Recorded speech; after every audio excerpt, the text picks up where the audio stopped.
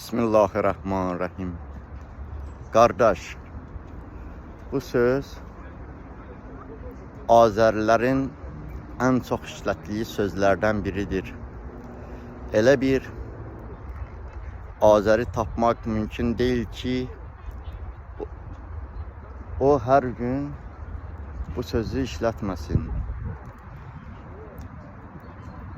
Elə kəslər vardır ki, bir cümlə işlətdiyi zaman bir cümlədə 11 dəfə bəlkə də qardaş sözünü işlədir.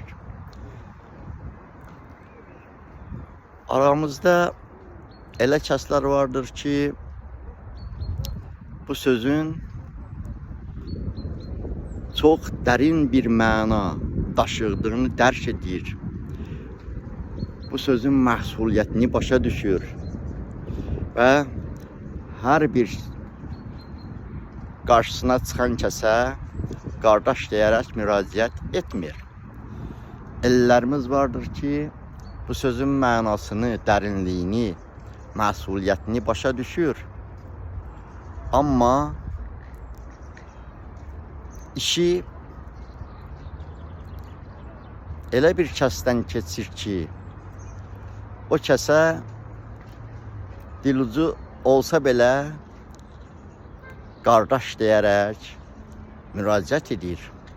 Onu özünə dilucu da olsa qardaş sayır. Ellərimiz də vardır ki, bu sözün mənasını, dərinliyini, məsuliyyətini ümumiyyətlə başa düşmür. Bu sözü sadəcə ara sözü kimi işlədir. Kim gəldi, qabağına çıxan hər bir kəsə qardaş deyərək müraciət edir. Qardaş sözü çox dərin məna kəsb edən bir sözdür. Hər bir kəsə qardaş deyərək onu özünə qardaş saya bilməzsən. Sənin qardaşın o kəsdir ki, çətinlik zamanı səni tək qoymasın. Günah zamanı səndən xəbərsiz olmasın. Sən bir söz soruşanda səni aldatmasın. Bax, belə kəslər olur sənin qardaşın.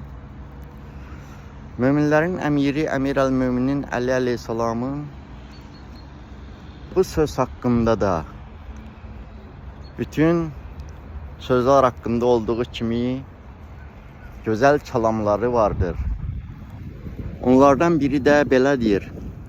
Sənin qardaşın o kəsdir ki, çətinlik zamanı səni tək qoymasın. Günah zamanı səndən xəbərsiz olmasın. Və bir şey soruşanda səni aldatmasın. Allahı həmd eləyək öz izzət-i cəlalına. Bizlərə, hər birimizə belə qardaşlar nəsib etsin. Çətinlik zamanı bizləri tək qoymayan, günah zamanı xəbərdar olan, bir şey soruşanda bizləri aldatmayan. Allah hər birinizdən razı olsun. O bir olan Allah özü hər birimizə yar və yardımcı olsun. İnşallah.